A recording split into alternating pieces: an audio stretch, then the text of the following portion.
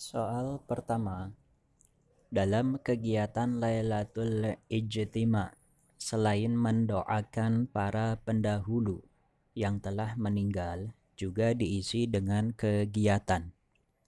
Baik, jadi kegiatan Lailatul Ijtima itu di mana di dalamnya berisi tentang doa-doa kepada para pendahulu. Nah, selain itu juga biasanya diisi dengan kegiatan tanya jawab masalah keagamaan.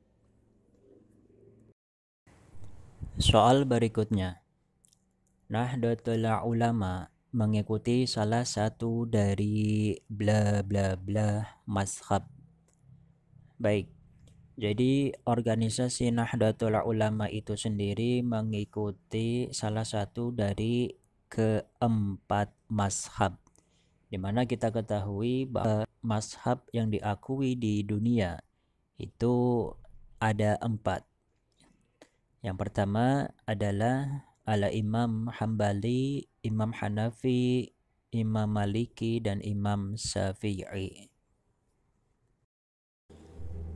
Soal berikutnya, setelah madrasah masuk dalam sistem pendidikan nasional, porsi mata pelajaran agama semakin baik.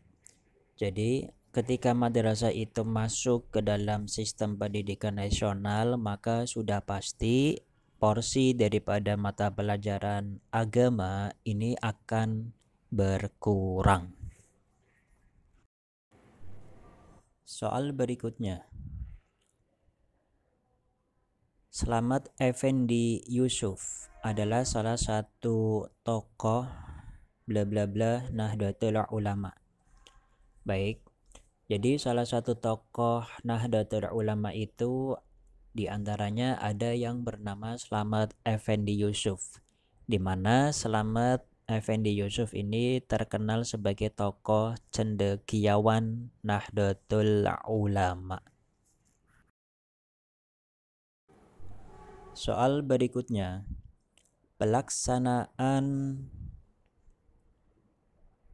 ujian akhir Ma'arif Nahdlatul Ulama berbasis komputer sebagai sebuah aplikasi khidmah Nahdlatul Ulama di bidang baik. Jadi jawabannya adalah bahwa pelaksanaan ujian akhir Ma'arif itu yang mana berbasis komputer itu sebagai sebuah aplikasi khidmah Nahdlatul Ulama adalah di bidang pendidikan dan ilmu pengetahuan dan teknologi atau IPTEK. Soal berikutnya, menurut Nahdlatul Ulama, pendidikan dan ilmu pengetahuan atau kebutuhan titik-titik bagi seluruh umat manusia yang ingin meningkatkan diri dalam segala bidang kehidupan. Oke, jadi jawaban yang tepat adalah bahwa menurut Nahdlatul Ulama, pendidikan dan ilmu pengetahuan adalah kebutuhan mutlak bagi seluruh umat manusia. Soal berikutnya, lembaga pendidikan yang dikembangkan oleh Nahdlatul Ulama sejak lahirnya adalah baik. Jadi Nahdlatul Ulama itu sejak lahir sudah mengembangkan lembaga pendidikan tentu yang bernama pesantren. Soal berikutnya, salah satu pakar bahsul masail adalah baik. Jadi di antara pakar dari bahsul masail itu adalah Kiai Haji Imron Hamzah. Soal berikutnya, apabila ada masalah atau pertanyaan yang perlu dibahas secara mendalam, maka akan dibawa kepada forum.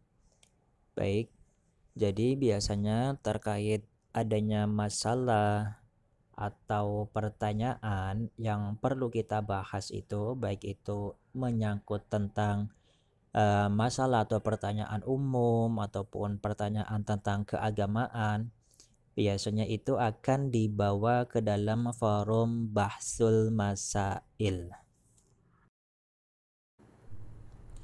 Soal berikutnya, sebutkan kegiatan keagamaan yang dilaksanakan warga Nahdlatul Ulama di daerahmu. Baik, jadi di sini kalian diminta untuk menyebutkan beberapa kegiatan berkaitan tentang keagamaan atau organisasi Nahdlatul Ulama yang ada di lingkungan sekitar. Contohnya adalah seperti yasinan, tahlilan, pengajian, kemudian maulid, dan lain sebagainya. Karena semua ini adalah kebiasaan yang dilakukan oleh warga Nahdlatul Ulama. Soal selanjutnya, sebutkan jenis-jenis lembaga pendidikan formal dan non-formal yang dikelola oleh warga Nahdlatul Ulama yang ada di daerah kalian. Baik, jadi di sini kalian diminta untuk menyebutkan lembaga yang formal maupun non-formal yang ada di lingkungan sekitar. Contohnya mungkin seperti MI Tarbiyatul Islam, itu yang ada di Jemekan, kemudian ada juga Madrasah Diniyah dan TPQ Al-Amin. Kemudian ada juga RA Kusuma Mulia dan lain-lain. Atau bisa juga kalau kita di dekat sekolah Ma'arif, Ma'arif pun bisa dijadikan sebagai jawabannya. Pertanyaan selanjutnya, ciri-ciri warga Nahdiyin yang mudah dan dapat dikenali itu adalah, baik, jadi warga Nahdiyin itu sendiri mempunyai ciri-ciri dan mudah dikenali.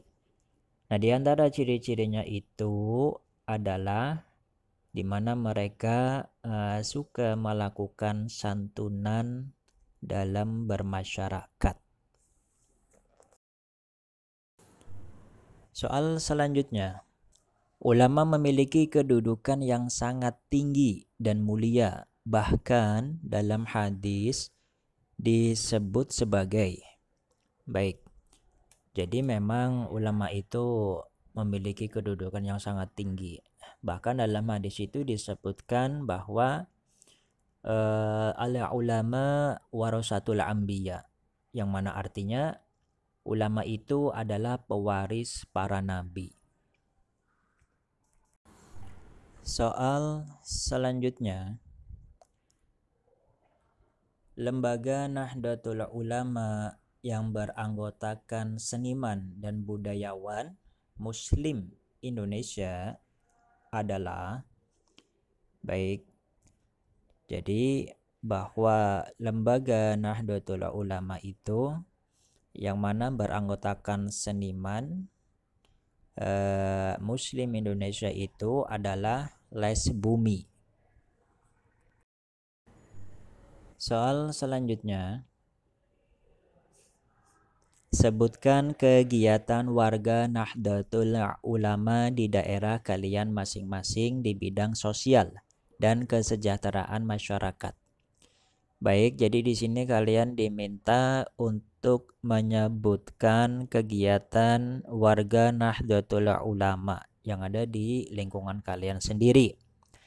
Baik, contohnya itu mungkin seperti adanya sinoman kematian ketika ada orang wafat. Biasanya warga Nahdlatul Ulama itu sering melakukan sinoman kematian.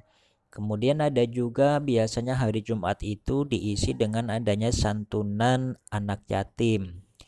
Kemudian ada juga yang dinamakan dengan arisan hajatan ketika ada orang mungkin menikah, khitan, dan lain sebagainya. Pertanyaan selanjutnya, jelaskan penerapan sikap amar ma'ruf nahi munkar dalam kehidupan sehari-hari. Baik, jadi di sini kalian diminta untuk menjelaskan penerapan sikap dari amar ma'ruf nahi munkar. Contohnya adalah seperti pada saat jual beli, si penjual itu mempersilahkan pembeli untuk memilih agar pembeli merasa puas. Nah, harga pun ditentukan sampai ada kesepakatan bersama di antara kedua belah pihak. Maka hal ini bisa mendorong baik penjual maupun pembeli itu untuk selalu berbuat baik dan terhindar dari kejahatan. Kenapa? Karena ada kesepakatan bersama. Soal berikutnya, jelaskan penerapan sikap tawasud dan i'tidal dalam kehidupan seorang siswa. Baik, jadi di sini kalian diminta menjelaskan penerapan sikap dari tawasud dan i'tidal. Nah, jawabannya adalah ketika terjadi permasalahan, siswa harus benar-benar adil dan menegakkan kebenaran, tidak memihak salah satu pihak yang menguntungkan. Jadi memang di sini kita harus benar-benar berlaku adil ketika dihadapkan dalam suatu masalah. Tidak ada pihak yang dirugikan, juga sebaliknya. Tidak ada pihak yang diuntungkan. Demikianlah latihan soal-soal atau kisi-kisi penilaian tengah semester. Mudah-mudahan bisa kita pelajari bersama-sama dan mudah-mudahan kalian bisa mendapatkan nilai yang memuaskan.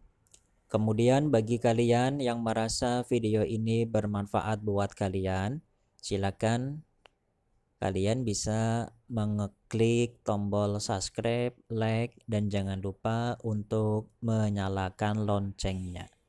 Baik, terima kasih dari saya. Billahi taufiq wal hidayah. Wassalamualaikum warahmatullahi wabarakatuh.